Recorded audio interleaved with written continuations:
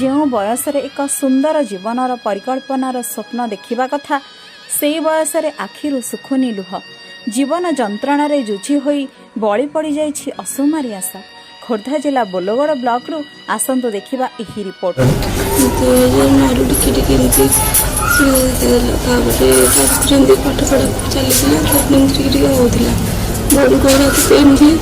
Pain killer भी खाए 2010 पूरा हिमोग्लोबिन पूरा कमीगला मेडिकल गली ट्रिटमेंट खोर्धारे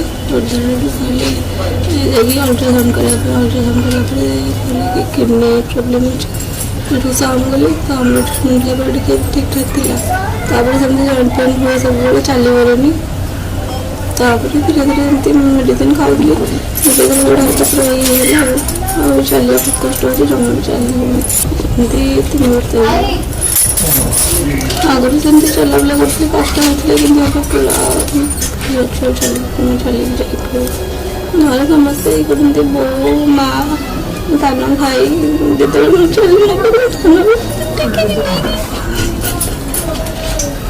आर्थिक परिस्थिति भल नहीं बड़े भी अच्छा भाई भाई भविष्य भी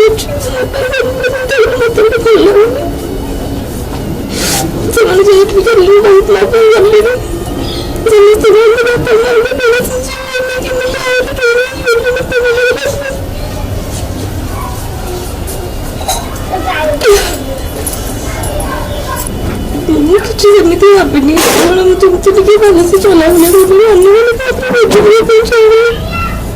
ଖାଲି କଇଁ କଇଁ ହୋଇ କାନ୍ଦୁଛନ୍ତି ନିରୀହ ଆଖିରେ ଚାହିଁ ରହୁଛନ୍ତି କାଳେ କାହାର ସହଯୋଗ ମିଳିଗଲେ ଏହି ଯନ୍ତ୍ରଣାରୁ ଟିକେ ମୁକ୍ତି ମିଳିଯିବ।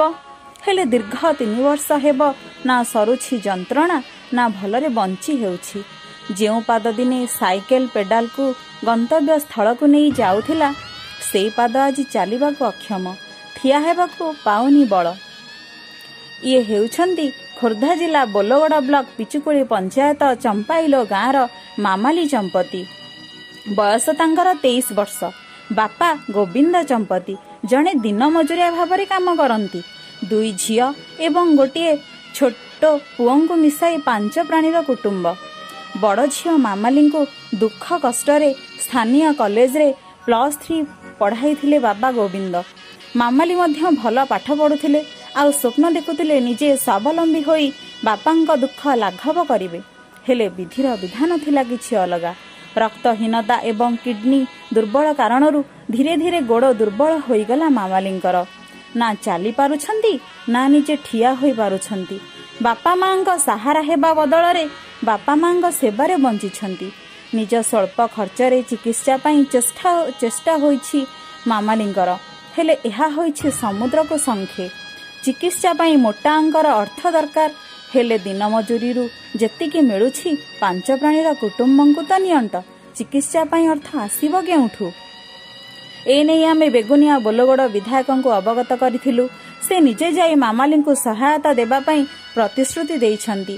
ଏହାସହ ମଧ୍ୟ ଜିଲ୍ଲା ପ୍ରଶାସନ ଏବଂ ସରକାରଙ୍କ ସହଯୋଗ ମିଳିଲେ ମାମାଲିଙ୍କ ଚିକିତ୍ସା ହୋଇପାରନ୍ତା। ପୁଣି ଚାଲିକରି ନିଜ ଲକ୍ଷ୍ୟସ୍ଥଳକୁ ଯାଇପାରନ୍ତେ ମାମାଲି। ବୋଲଗଡ଼ରୁ ସଞ୍ଜୀବ ମହାପାତ୍ରଙ୍କ ରିପୋର୍ଟ SMJ TV।